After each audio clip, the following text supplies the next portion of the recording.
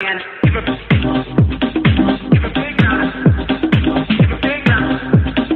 Give a big round. Give a big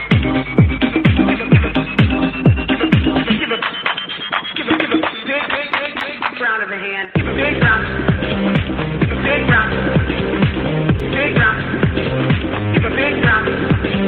Give a big. We could have homes on separate coasts, go dive in Greece with squids. Could have been so bleeping rich, but instead we had kids. They won't smile for a photo, they won't eat the food we choose. That's why we're heading to the parents' lounge to drown ourselves in booze. Every day we're more exhausted, we haven't slept in years. They hit me in the nuts so bad, my eyes filled up with tears. And yes, we'd like to fake our death and go off of the grids, but the truth is we are softies and we truly love our kids. So join us every Tuesday night to laugh at all our pain. Evening in the parents' lounge is the cure to staying sane.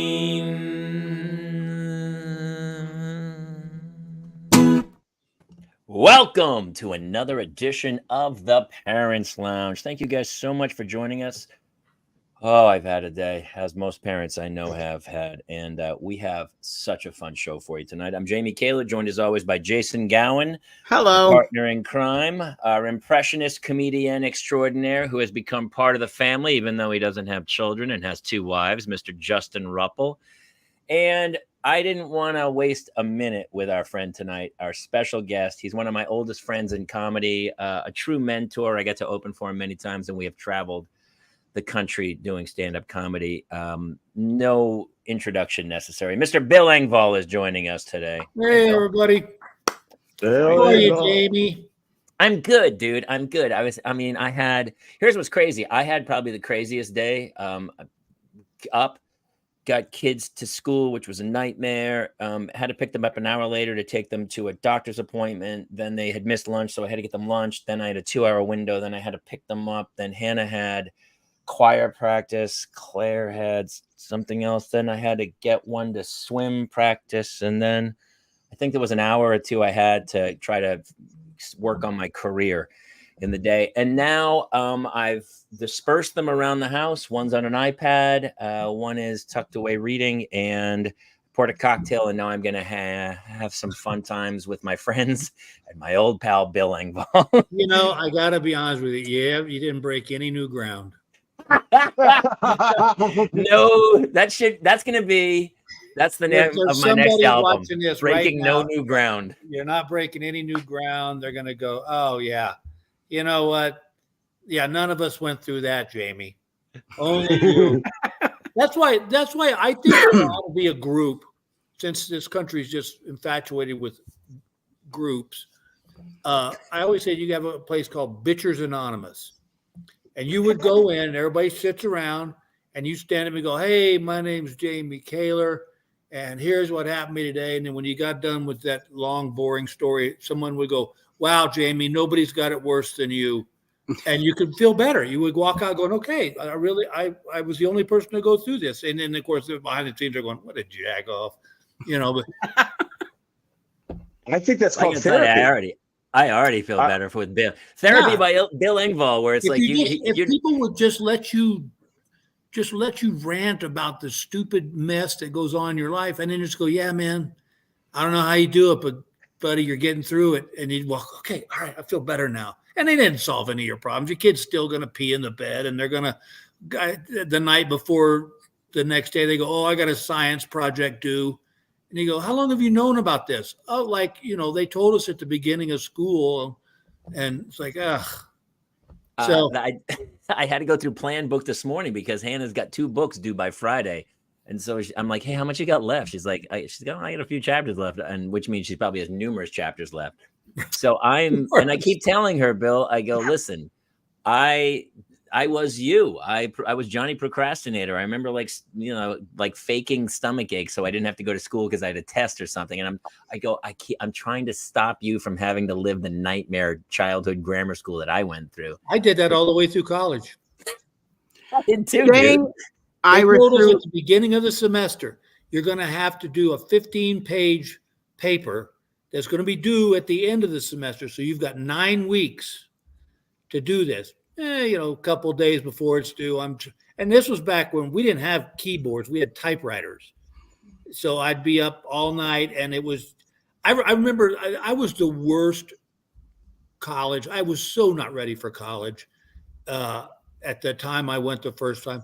I remember we had a biology class, and one of the questions on the test, one of the tests was, a man drinks a beer, trace it through his system.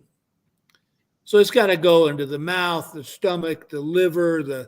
I just drew a guy, and I drew a beer in his mouth and him peeing. That was the way I saw it. That's all. I thought it just went straight. I was there was a side tube. He said, "Bill, did you study at all?" I go, "No, but I drank enough beer. I know that." You asked a further question. Is it Coors Light? Yes. Yeah. Well, then there you go. That's so funny. But it's but things are good. We're just kind of, Gail and I are just kind of kicking now with the retirement, and and love it. The great thing about kids is hopefully you get grandkids, because then you do whatever you want. It's like they're your own personal private toy, and you can do everything that your kids don't want them to do. And so is it like grandparenting is the reward for putting up with your kids? Without a doubt. That is the pot at the end of the rainbow. And it's just so funny because like our granddaughter, whenever we go to Denver to see them, she always goes, "Can I sleep over at your house?" And we're like, "Yep." And my daughter's like, it'd be nice if she'd ask me. And so now we at least go, "Well, it's fine by us, me and Gaga, but you need to ask your mom." Of course, we've already laid the groundwork. And so, it's grandparenting is. Somebody posted a meme that I thought was really funny. It said, "If I'd have known how much fun grandkids were, I'd have had them before I had my own kids." That's actually really funny. So herein lies the dilemma. Like, people always go, like, I enjoyed my 30s and 40s, and I had kids in my late 40s and 50. I had a child at 50. And everyone's like, "Oh, is that cool or whatever?" And I was like, "Yeah, it's great. I kind of lived a life, and now I'm having kids and stuff." But one of the problems is both my parents have passed. Like, my mom just barely met the kids, but we have no grandparents to, like, our friends go, "Hey, we're going away for the weekend. We're dropping our kids at the grandparents' house." I'm like, "Yeah, we don't have that, dude." We had to fly Kate's sister out for the weekend to watch our kids. So we go to Sonoma for a wine weekend. Well, how old's your youngest one? She's 8 now. I have an 8-year-old and a 10-year-old. You're what, 50? 59. I just turned 59. We'll talk about birthdays next week. So the great thing is, by the time she gets to be in her 20s, you'll be a grandpa. You'll look like one. You'll be 85? I'm not good with. I went to Bill. I'll be long gone. I go, "That's my wife's second husband's problem." That's how I always. People always say, "What are you gonna do for college?" I go, "That's my wife's second husband's problem." Yeah, that's his. Yeah. I mean, I might be around, but this is gonna be dementia. Definitely. Yeah, there's gonna be me sitting in a chair going, "Oh, there's that nice lady visiting me again." And even if I don't have dementia, I'm gonna fake it. I'm faking it. You got it. Listen, as many years as we've done the road, it's like I told Gail the other night. I go, I'm gonna go way before her. My stepfather's in a memory care thing, and it's just so sad. And I asked her this, and this is a guy's thinking. "Hello, Lufkin, Texas." Hey, Lufkin, Texas. Ronnie Lynn Fountain Jr. Holy cow, that guy! Is he a country star? Ronnie Lynn Fountain Jr. He better be with a name like that. Hello, that's the name of his album. "Hello from Lufkin, Texas." Hello, please welcome Ronnie Lynn Fountain Jr. That was one of my favorite songs. Mac Davis said "Amarillo in my rearview mirror." Kids today are watching going, Mac Davis. Yeah. The Sting too. The Sting too. I was telling Gail, guys always ask questions that they really don't want to know the answer to. but we had to deal something with my stepfather, and I said, if I get like that, I go, how long will you hang with me? She goes, I'd stay with you. I go, yeah, but would you be sleeping with another guy and just, coming by to visit me so I can, tell you how bad the food is? And, and she goes, no, I wouldn't do that. And I go, okay, even if you're lying, I appreciate that.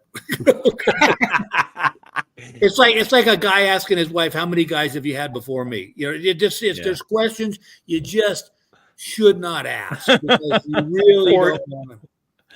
I think those are the questions. I think those are the questions we're just learning how to figure out what a lie sounds like from them. Right. Well, there's a great old classic joke that a guy and his wife are sitting at the breakfast table, and he says, "How many?" She said, "How many guys?" How did it go? This is the worst thing. All right. So no, a guy and his wife are sitting at the breakfast table, and he says, "How many guys have you been with?" And she goes, no, we're not doing that. We're not playing that game. He goes, nah, come on. He goes, we've been married for 30 years. I'm not going to get upset. We're happily married. He goes, how many guys did you sleep with? And she goes, no fighting. He goes, nope, not going to fight at all. She goes, all right. 1, 2, 3, you, 4.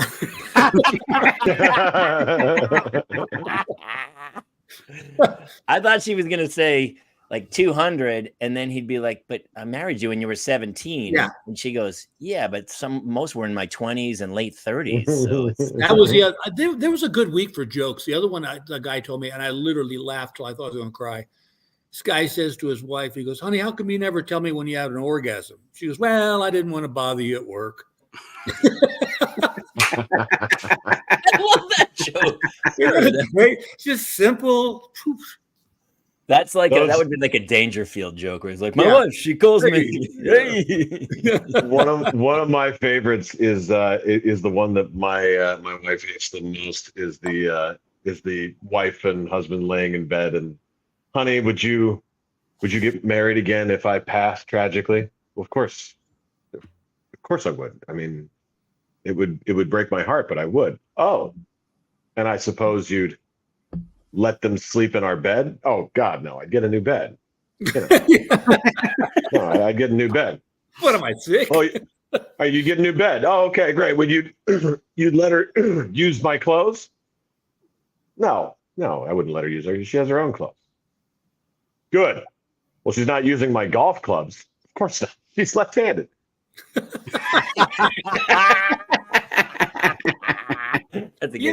I got to tell you something. This just tips onto us. I'm very passionate about the ability. Everybody says, "Well, you guys are comedians," blah blah.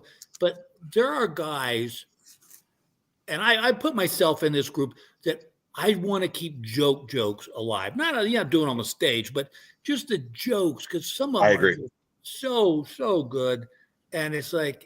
Of course, now in this day and age, they got a name for whatever, but it's almost hard to tell jokes anymore because somebody in the room's going to get offended. But it's like it's a joke, man. It's like it's not a hurtful thing. It's like, but I love jokes. I love good jokes. Can laugh at themselves anymore. No one. Anytime you say anything, people are like, that really hurt my dude. It's a joke. Yeah. But we've had so many people who have just like, some people will just straight up insult somebody like, you're ugly, and then someone goes, that's mean, and he goes, I'm joking. That's not a joke. That's not joking. That's the problem. Is we have too many people who use the old catchphrase of like, I'm just joking. That's not a. I'll tell you I'll give you a great example of that. When my son was little, he could talk and get around. But one night our pastor came over to visit with us. And Travis came in the room and he said, Daddy, are you going to take a bath with me? And I said, no, Daddy's visiting with the pastor. And Travis goes, Daddy's pee-pee hits me right in the back. I mean, it's in front of our pastor. And he laughed. He was like, but so I thought that's a funny joke that any parent has gone through.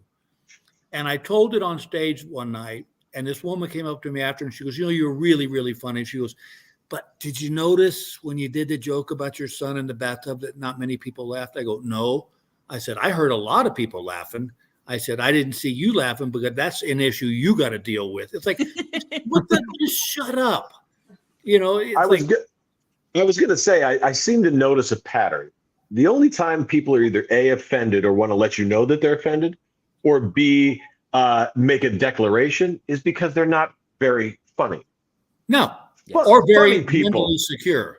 I can't help what happened in this lady. Maybe in this lady's past, her dad did something. I don't know. But right. Like, this is a kid. And that's, if for those out there tonight in internet land, if you're thinking about having a kid, you need to be aware of two things that are, like they say, life, death and taxes are always going to happen. Your kid's going to always want to shower or bathe with you. And they're going to want to stand there with you while you're on the toilet. You can mark it down. It's going to happen. And, it's like my kids, it's like, I don't care. It's like my daughter, whatever. It's like, but people get so like, oh my God, they just, you Bill, can't. I had the exact same thing happen. I was bathing with the girls and they were so young. I actually took like a small towel and put it over my junk. Right. Mainly because, little kids just grab things and they just kept grabbing. And so I didn't want to get grabbed or something. But I guess at one point I was getting out of the tub and the towel came down and there was a side view, I think, for a second. And one of my daughters goes, Daddy, you have a tail. And I go, yes, congratulations, Taylor. And she goes, Daddy, how come you have a tail? And I go, Daddy has a tail or whatever. And then later I was like, hey, if you talk to your mother, remind her Daddy has a tail, just so she's on board or whatever. But I told that on stage too. And people came up to me after and certain people, like some people just can't. No, anything with kids, unless why are we so still hung up on like our body? It's crazy. The Puritanism of us all of like, who I like? I like the French. The French, a little more wide open. Obviously they're cool with mistresses. I'm not sure that's great, but it is what it is. But they're okay with the body. I could totally be a nudist. I could totally be all into that. Me too. I was like, we went to France, and my kids had rented this VRBO, and on the beach, and like literally out the kitchen window on the beach was where the nude beach started. It was like when you could smoke on airplanes, but they go, oh, but you're in the row that says non-smoking. Because smoke delineates between rows. Oh, thank God we made the distinction. Yeah, thank God. That was back in the old restaurant days. They gave one smoking section. I'd always, even as a kid, I was like, "What's the difference, dude?" Yeah, well, it was funny because they were, and first of all, second of all, the people that are on a nude beach are probably not people you want to see. Now the French do it all the time. Spain, they do it, and so. But it's like our granddaughter said they don't have tops on, and we're like, nope, they don't. It's almost like the less emphasis you put on it, then they're just off and gone. They got questions, you answer, you move on. But it was like, I got to be honest, the female body is so much more attractive than the man's body. Yeah, I agree. There was like that Seinfeld episode when Lorraine, she called it, it's so utilitarian. It's like, the junk's on the outside. It's just hanging off. Yeah, it's like that, when the hose, you put a rack on the side of your house and then you coil the hose on it. It's like, it doesn't look good on the side of the house. It's not ornamental. Hey, Linda, you're right. Linda's right. See, the hippies had it right. I remember when I was in college, there was a place. There was out at Lake Travis. They had a place called Hippie Hollow, and it was a nude beach on a lake. Of course, all the rednecks would get their boats and just kind of cruise the beach in their boats. But it was, people just got stoned and sat naked on the rocks. It was a pretty awesome place. I think it's interesting that the version of the male body that when my generation, I'm 40, when my generation was growing up, we thought the only way a male body could be was chiseled, like all the definition of the male form from my examples growing up were like Abercrombie and Fitch models. And then I became the adult and I'm looking around. I'm like, why the hell was I shaving my chest? What the? I broke that mold right out of the gate, bro. I'll tell you, for 6 months of my entire life, at 6 months, I had the rippling six pack. I was, fresh out of a relationship where the woman made me feel bad about my body, so I just worked out until I was a shredded beast. And I got one girl I finally got we got a sexual moment together, and we get into the room and she goes, "Do you mind if I turn off the lights?"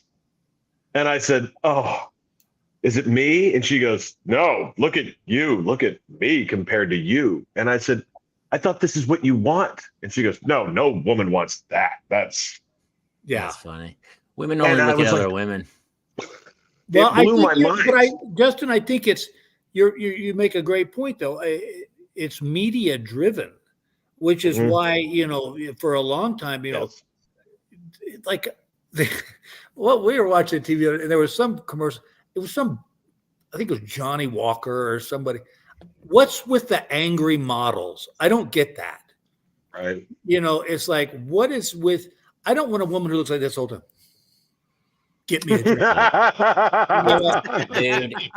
So actually, it's so funny because this is a topic I just wrote down. Is that obviously Gisele Bündchen got divorced, and now she has to come back in the limelight because she feels lost or something or other. Yeah, that's her only real claim to fame is, she's to her credit, she's maximized as much money as you can earn out of the fact that you're pretty hot. And guys want to bang you. Listen, she's probably a sweet. I gotta be honest with you, Jamie. I wouldn't put her. I know, me too. Clothes hang great on her. I get it. I feel the same way. So I watch. She pops up on every show over the last week because her publicist has obviously signed her up to everything. And every interview, she says the same thing.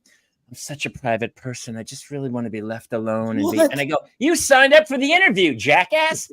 I'm so over celebrities coming out and then doing this big profile where they're made up. There's a makeup artist. Everything's going on. Then they just go, I just want to be left alone. And I hate my fame and my celebrity. And you're like, dude, you're worth $1 jillion. Just disappear. You're a great mom. You have great kids. You eat health. We don't need your cookbook.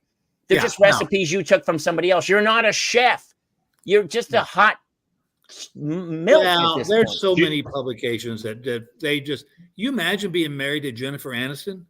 I feel bad for her in a way. I don't know her. I always like her, but every other week she's on People Magazine or Us Magazine. I know. Every breakup is hers, and she has to see Brad Pitt. By the way, her ex-husband in it. I did do Friends. And can I tell you, among the cast, she was by far the nicest person there. I had heard that. I'm glad. I would assume. She was the one who was like, welcome to our show. And this was the week I did the show the week they were all on the cover of Rolling Stone magazine. They were signing copies. It was a closed set. It was super tense. Everyone was nervous. Really, no one else on the show even spoke to me, but she was the only one who was like the nicest person on earth. And I was like, my thing is, I just have this vision that, like, there's never a time when I see her walking around in ripped pajamas and a football jersey. I know. And fuzzy. It's like, just because the publicist. She would have been the coolest. Like, she would have been the coolest chick you would have met in Chicago. I wanted to share this with you because that's exactly what I was thinking, you guys. I think, and tell me if I'm right about this, I think that women look at Gisele like sports car driving enthusiasts look at Lamborghinis. Okay? Yeah. Most people don't want to own a Lamborghini. They're like, that's the maintenance it takes to have a Lamborghini. You don't even want to it takes an hour just to get it out of the damn garage, right? Yeah, you got to take the top off. Travis Kelce with Taylor Swift. I want to call him and go, hey, you're a all-star Hall of Fame football player. What are you doing with a girl who's probably awesome, but going to be pretty much a headache? Go start hooking up with the Victoria's Secret models. What are you doing? You want some girl to write a song about you? Don't do that. That's what's so sad about our society right now. I was watching that game. And I got nothing against Taylor Swift. I've met her. She's She's fine. a super nice girl. But I don't need to see her every time Kelsey gets. And by the way, here's a grown man who tried to slip her a friendship bracelet. Can we just like, you're a grown man, dude. You're not sitting. The smartest one's Gronkowski. Gronkowski married the hottest. He's like, just grabbed the hottest woman on earth. He's like, I'm out. He's doing just fine. She doesn't care. She's not in the press. The same with Jeter. Jeter's like, yeah, I'll take. Does it feel to you boys like it's like the same PR rep? Because I felt numbers, like, don't you? It's clicks. It's clicks. Bro, Kelsey, I didn't see him on a single commercial my whole last 7 years. This guy's been an NFL superstar. Suddenly this year he's in 9 of them, and now he's dating Taylor Swift. I'm like, did he just switched? Just look up his PR rep. Like he got like 300 million new followers in like 30 minutes. They said, is that right? Is that right? Oh my God. Yeah, it was some ridiculous number. Like it was like 300 million followers in 30 minutes or something. Well, they said his football jersey jumped 400% in sales from since Holy the game. That should be the song. The song should be like. Dude, let me tell you something. Taylor Swift is. People may argue with me on this, and I'm just telling you, Taylor Swift is what the Beatles were. I was in Nashville. I don't mean musically, but I was in Nashville. She sold out that arena 3 shows in a row. She sold out like 8 in LA. Yeah.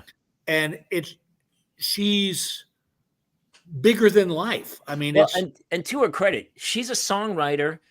I really give her props and credit. And yes, she's everything. But of course, it does feel, and it's not her fault. That's part of the game is publicity. But yeah, the Beatles is the closest she has, because honestly, I was going to say Michael Jackson, but Michael didn't write his own lyrics. Right. He was getting them from great other lyricists. This woman is gone. Yeah. And see, the thing is, it all ties together, because you know that you're watching Travis Kelce date her, and then you're like, that's going to be her next hit, a love song and then a breakup song, because that's how elevated this woman is. So you're right. I don't know if there's been any individual like her. I can't think of one. The closest we had maybe is Dolly Parton. Maybe Dolly Parton. That's about as close. But that was not as popular as Taylor. She has a new song out too. She just covered 4 Non-Blondes. What's going on? Sure did. Hey, by the way, 80-year-old Stones new album. By the way, I've told this many times, but in 1982, I bought tickets to the Rolling Stones farewell tour, and I drove from New Hampshire to Hartford, Connecticut, to watch their absolute farewell tour they were ever going to go on. I think they're still on it, Jamie. They're just still on it. It's just a 30-year tour. I love this. Did you hear they won't be doing Brown Sugar in concert anymore? They can't.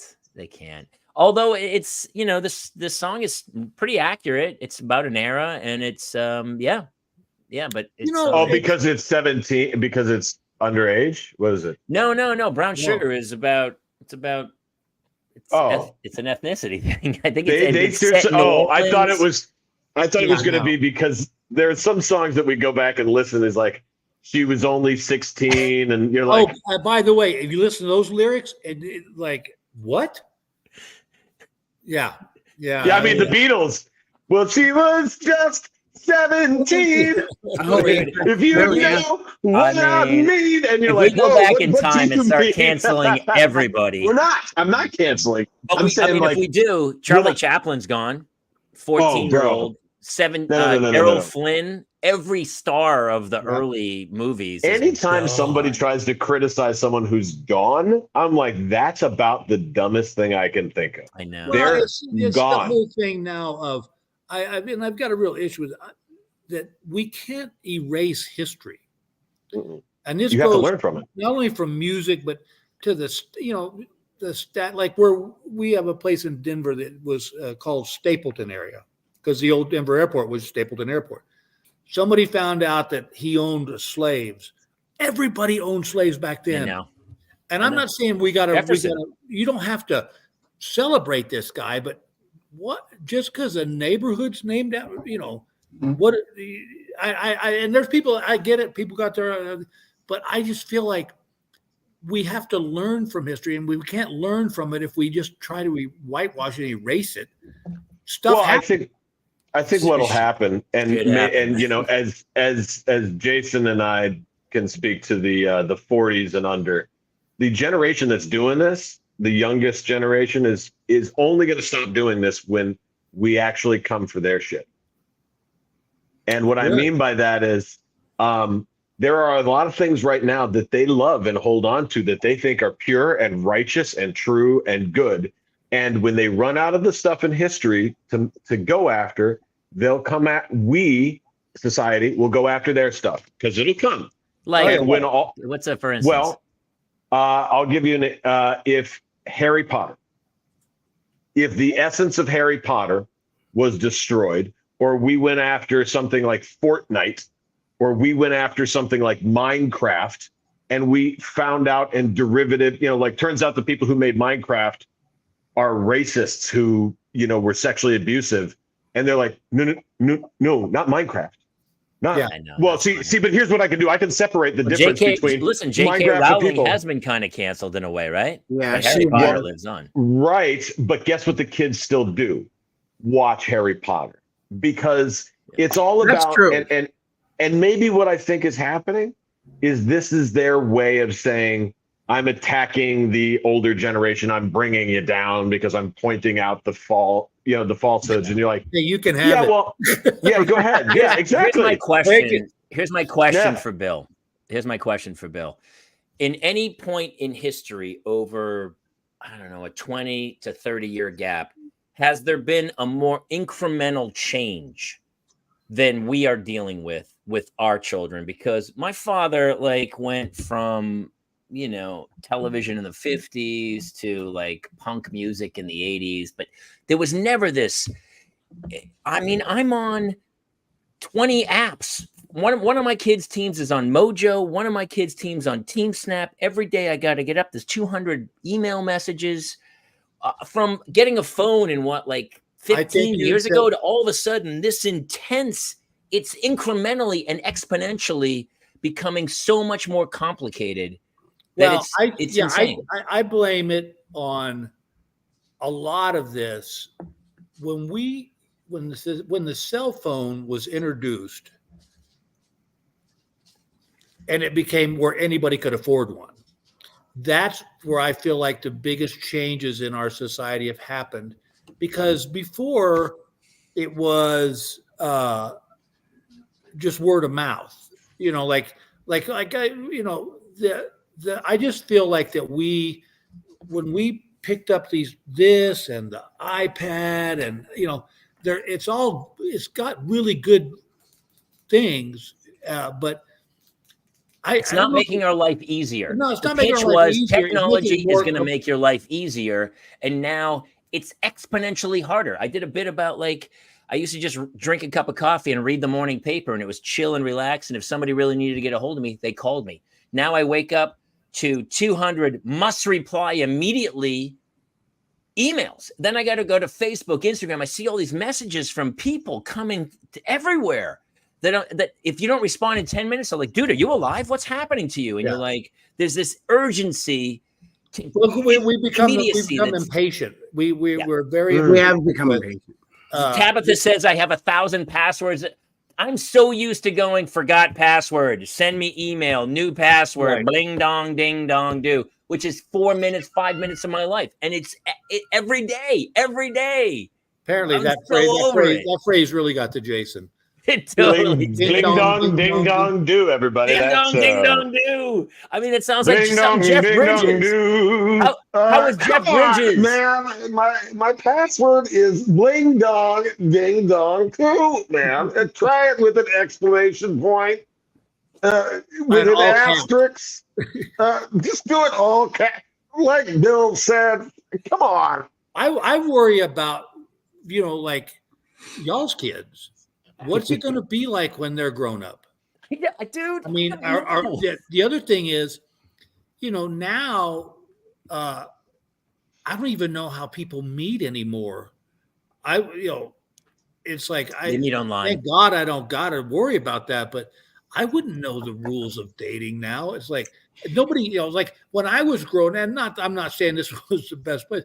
But you went to a nightclub, you met a girl, you say, hey, you want to exchange numbers, but you met them. It was like now this whole swipe and this. Tabitha says AI will do it for them. You don't need, dude. Here's the deal: when people meet somebody now, there's no surprise because you've read their whole profile. Yeah, that's true. I'll put an interesting quandary out here to you guys. There was a study that came back from Cambridge over 100 years that asked people across happy marriages, do you think it's similarities in your marriage or differences? Is it opposites attract or is it similarities? And it turns out 89% of the things that you like in the person is a similarity. Yeah. So the reason I asked that is if AI could go out and find online, all right, we looked out there. We found somebody who is the exact same similarities. Like really found them. It's not even who's on eHarmony or who's on this dating site. We found somebody who is 89% just like you, and then we found exactly the type of person you think is attractive. Now, if you're a single person, would you look at that group and go, yeah, I'm going to pick from that? Or would you let the world pick for you? Like because a lot of people suggest that the reason why we have the mates we do is because of proximity. Yeah. Randomness. Happen to be crossing paths. You were in the right mindset. Just a theological question. I wouldn't want somebody that's just like me. Gail and I have been married for 40 years, and I joke with her all the time. I go, there's people in our college that are going, they're still together. Yeah. Well, especially as a touring comedian, Bill, we've had a lot of comics on our show, and the fact that you were able to keep a marriage going, you are maybe in the top 3%. I mean, I don't know I don't know anybody who's kept it going. I will, and you guys, this, that to find a partner who can handle this business, you latch onto them because there's not many that can. But she didn't know, Bill. When you started out, you guys were together early. She didn't know what was coming. She didn't know well, none of us knew, but I will say this, and she said this, that she believed in me, that she believed that I was going to do something. Right.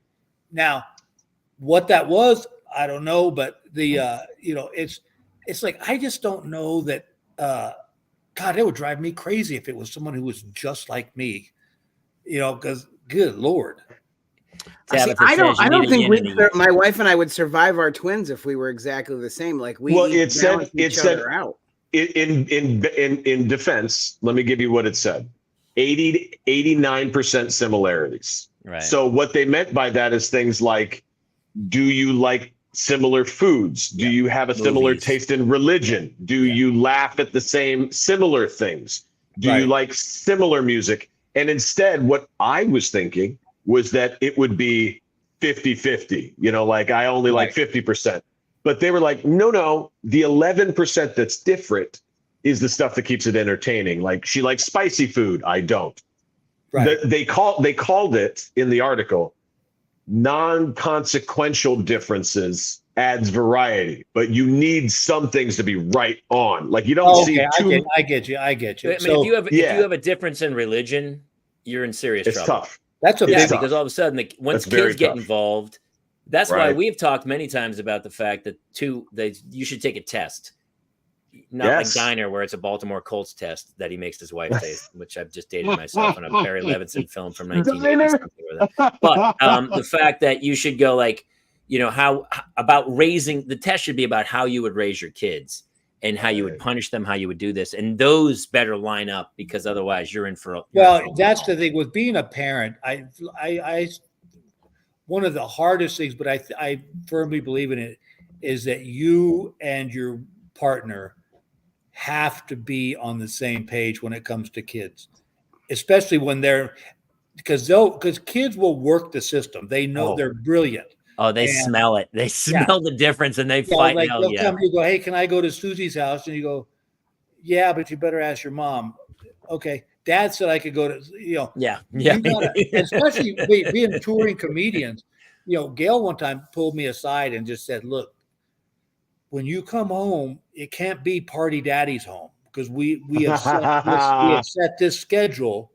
And when you come in, you throw a monkey wrench into it, and I got to start all over again. She goes, you can have all the fun you want, but just there's, the bedtime's at 9, it's 9 o'clock. Don't say, well, Dad is home for a week. You can stay up till 10. That's what my wife does, Bill. That's got to be the toughest for you, though, Bill, because you don't want to be the disciplinarian when you get home. You haven't seen it. No, and you got to be. There was times that stuff happened, and I had to deal with it once I got home with it, which is 2 or 3 days later. And it's just, but it's really, really hard. But in the end, like Gail and I were just talking about this the other day. I can't tell you how blessed our kids are grown-ups now, and they didn't make that fatal mistake. They didn't end up in jail or on drugs. And it's like, you look at the mess that's going on around in this world, and you look at your kids and go, phew, got it pretty damn good.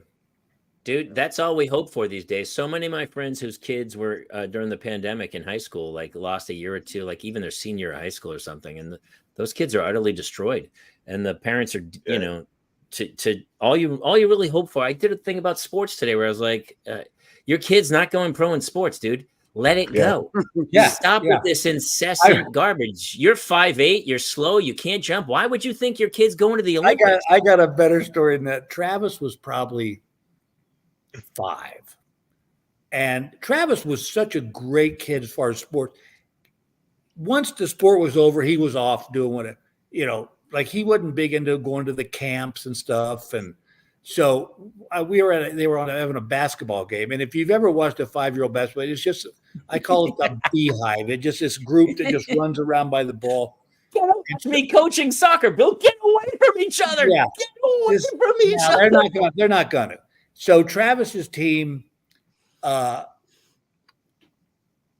up by 1 point. And I forget what the situation was, but his team there was like 20 seconds left in the game. I'm packing up, ready to go. And Travis's, I know the other team shot and missed. And so, but the ball went out of bounds. So it was Travis's team, and they had to go the length of the court. And they're up by 1 point. And this poor kid on Travis's team was dribbling the ball, and he fell. And of course, he's 5. So he's crying. He's laying on the floor. And a dad, like 20 feet from me, from the other team, starts screaming, "He's stolen! He's stolen!" And I'm like, he's 5. He doesn't even know what stalling is. Jamie, I was telling you earlier today, I heard a mom tell her maybe 5-year-old kid at soccer this weekend that if they don't win the game, it makes the family look bad. Oh no! That should not. That's when you take those kids away. That's that's going to create a serial killer. That creates a serial killer. I'm coaching both kids' soccer teams, and just for to watch buddy. Other people. I don't think I can do it again. It's so painful. I can't even tell you. Well, you know what? You really see the true, right. Like I remember when I was in college, one summer I umpired for Little League. And in Little League, at this small town, there was me and there was a guy at second base. So we had to, the two of us had to cover the whole thing. And I had this guy in the stands just riding me all game. I'm trying to figure out who's at third, who's at home, and I've got to call balls and strikes. And I was in college. I finally turned this guy and go, "Dude, here's the mask. Here's the protector. I'm doing this for beer money. These are Little League kids." And he finally chilled out, but it was just like, I saw my daughter's soccer game. I saw a whole side of the other team fans got kicked out of the park. They played at that Beverly Park there in the umpire just said, "The whole visiting team is gone. Bye." Yep. I've seen people, by the way, many parents are killed in fights. At like a junior high school basketball game in Vermont where they break into the dude just got killed at a Patriots game. Got slugged in the head. Yep. I saw it at a Dodgers game. I've seen it at a where you're like, wow, you must really love that team, dude. I'm the opposite. I go like, I couldn't care. I used to ump baseball and soccer, okay? And I would take pride, Bill, in doing the when the guy would chirp up in the backstop. Oh, come on up the next strike. I would take that long delayed. Like out of really let it sit in that I was intentionally doing it to piss. Outside a strike is a ball is a strike, and I would look back at him like I'm the crazy one. I'm the idiot doing this for $12. You can't screw with me. Dude, I'm coaching Claire's soccer game a couple weeks ago, and it's our first game, and our team is God love them, but they're club has pilfered any kid with any talent because the club guys it's a money-making business. And they have a team, and everybody's got to have the same matching bag. Dude, what he does is he walks around AYSO and he pilfers and he goes, "Hey man, your kid's got some real talent. You know what? Have you thought about club?" And you go, "My kid," and they're like, "Oh my gosh!" Obviously, she's a diamond in the rough or whatever, and they want your money. And so we're playing AYSO. So the kids mostly are AYSO, they're not club kids. So they're just a kids trying to have fun and do a sport or whatever. And so. AYSO stands for all your Saturdays occupied. Bingo. So our first draft pick, the girl we chose first on the team, is also playing club, which is conflicting. Right. So she's our oldest player, our best player, and she hasn't really shown up at all yet. She came for one thing once, but I barely know her. She hasn't played at all. And so we're getting murdered. The first game, the other team kicks off and they just dribble down. All of our team gets out of the way. Like they were like, "Oh, I don't know how this game's played. Am I supposed to get out of the way?" The kid dribbled over the end line for the first goal. And I'm just like, wow. And you can only scream so much about like, "Hey, play defense" or whatever. And so one of the parents comes over and goes, "Are you going to scream anything and you got to tell them what to do?" I go, "Yeah, that's going to help. That's going to solve all our problems." I said, "You're more than welcome to have at it." And absolutely. And they start yelling from the sideline, "Back up, get down." I go, perfect. That's really. Yeah. But I'm a firm believer that parents should not be allowed at their kids' sporting events. Dude, they're at practice. You just watch it streaming at home. Not even that. They come home and you say, "How was your game?" And the kid will say, "We lost" or "We won." And that's all you're going to get. And that's all they need. Yeah. Especially at that age. I like that. I kind of like that a lot, Bill. I like that a lot because it's so much stress. My dad works so many hours. Stress on the kid. Yeah, stress on the kid, stress on the parent to make it. Can you to feel like they're a bad parent. My dad, when I played Little League, they never hollered at us. They never, what are you doing? It's like they were just there. It's like just support, like, "Hey, great job, man." Narcolepsy says I played better when my dad wasn't there. Yeah. Because there's no.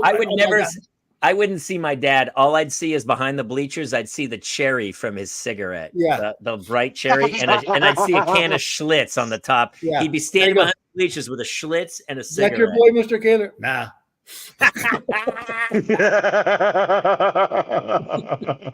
So yeah, it's and I think you nailed it, Jamie, when you listen. 95% of these kids are not going to go pro. They're probably not even going to play in college. Even higher, yeah. 1% are going to play in college. 1% are going to make 95% of them are going to stop playing when they stop offering a snack at the end of the game. Right. Hey, where's my orange slice? I was promised orange slice. Well, what a crappy snack. I think we all know what's happening is that those parents are the ones who thought they were going to make it. And they thought if they had just been the right height, the right weight, and had the right classes or support, they could have made it. So they're really just pushing to see if their DNA could have been pro DNA. You know what I mean? The kid doesn't want that. They're thinking scholarship. Most of them are thinking college scholarship. And what's funny is they're spending, if they took the money that they wasted on club, whatever sport that kid's trying to play, and put it into an interest earning account, you'd have enough money for college by the time college came out. We're just really focusing on trying to keep our three out of prison.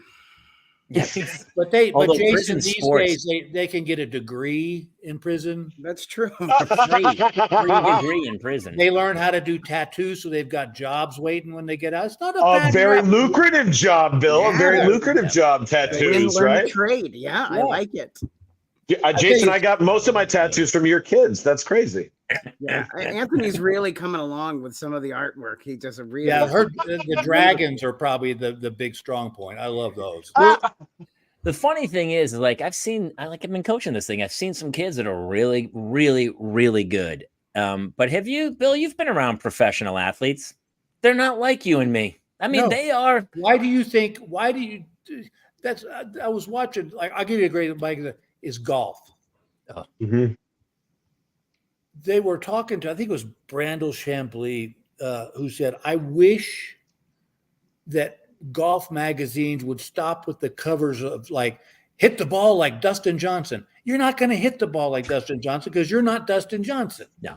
You know, it's like, it's athlete, that elite level. It's crazy. It's such above and beyond where, like, nobody ever watched the Engvall kids play sports and went, that's Olympic material there. You know? Those kids in golf are, I mean, Tiger Woods' kid just shot a 66 in a regional qualifier. He shot a 66 with Tiger. And that's the other thing is like Steph Curry is Del Curry's son.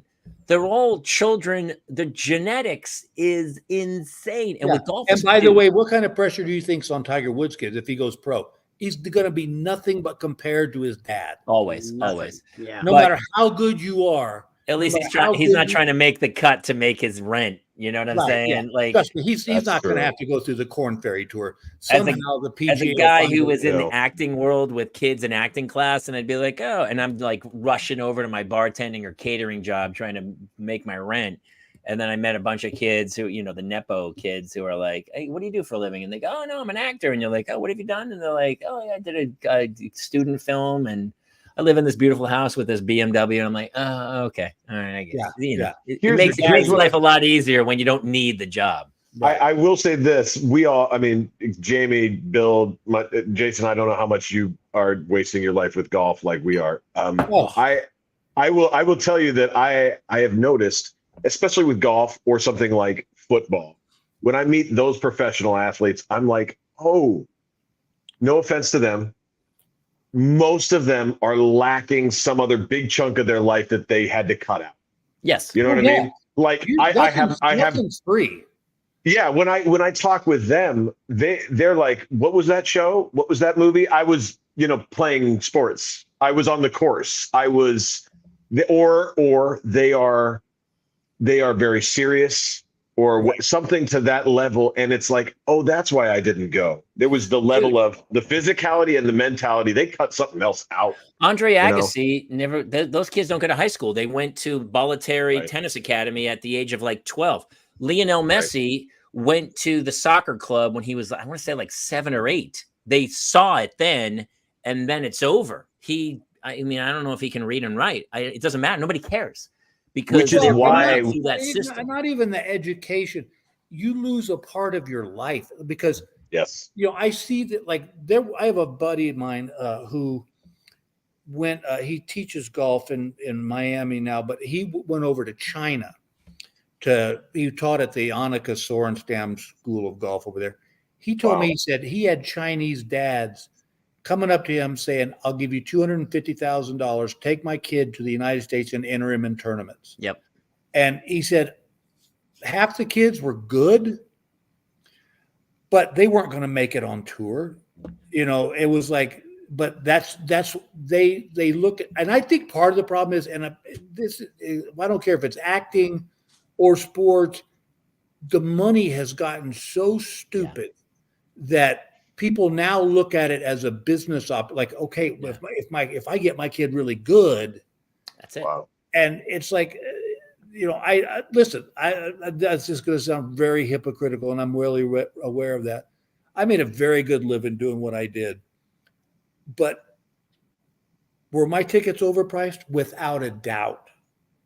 What the show they got, was it worth that $75 ticket? And I think the same way you look at baseball, football. look what it costs to take a family of 4 to an NFL game. It's stupid. You're out $2,000. It's $200 to park in LA.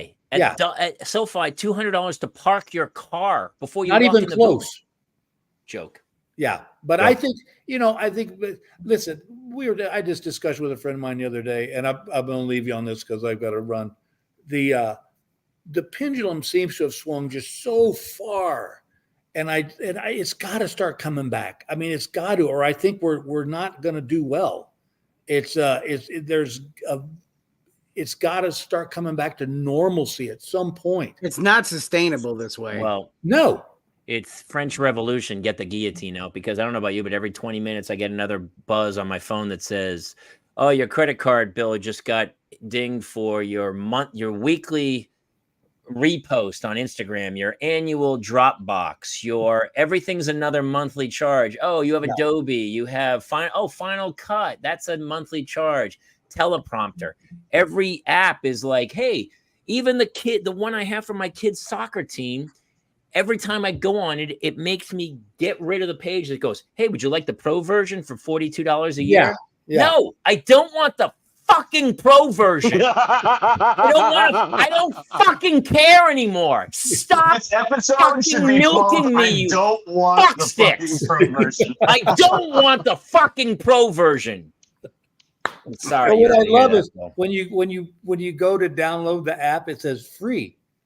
Always of course free. It does. Yep. Always purchases. In-app purchases. Yeah. If you want to use I'm talking to the other parents. I could have just done a fucking text chain, and the other coach is like, no, we're using Mojo. We're doing Team Snap.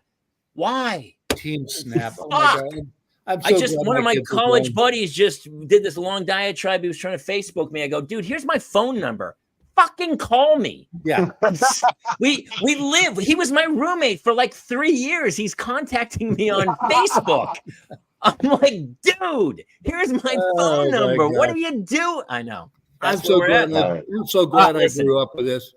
Bill, guys, it's always a treat. Yeah, thank you very much, man. Here's one thing really quick before you go, because you always have such great advice. And this past hour has been an amazing array of advice, but now that you're grandpa, Bill, we always look for that one little kernel of nugget. You got anything for us that you might want to share to parents out there that might save them a little trouble? Oh yeah. It is going to sound harsh, but save your money. You don't need to buy your kid's first birthday. You don't need to go to buy them presents. They get no presents. All you do is get a box, a wooden spoon, and a pot, and just set it in front of them. Everybody has a good time.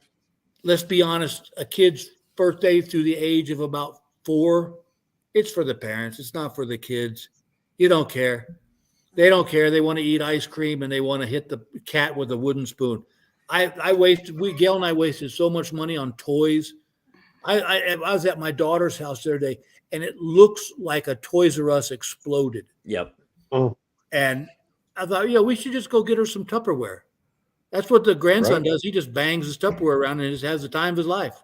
Somebody bought my kid $200 Uggs, and she was like 6 months. I was like, she can't even walk. And she's going to outgrow these things in 3 weeks. I'm not sure why you would waste your money, but that's honestly. And by the way, it's Uggs, and you live in LA. Let's not. Exactly. All right, ladies and gentlemen, the king. Here's your sign. Bill Engvall, thank you so much for joining us, brother. Please come back soon. Anytime. Always a treat. Anytime. I love you, brother. You guys stay safe. See you, buddy. That's so funny. All right, let's bring this thing home. It's so funny having Bill on. I love it. It makes me laugh. It's the easiest hour we do. I know. I well, can honestly. It's so fluid, and it's nice having somebody who agrees with you all the time, Jamie. That's good. Is that good? I think it's good. What, did he agree with me? Why? Just because we're old and we're on the same page? That's what I was getting at. Yeah, I was driving that night home.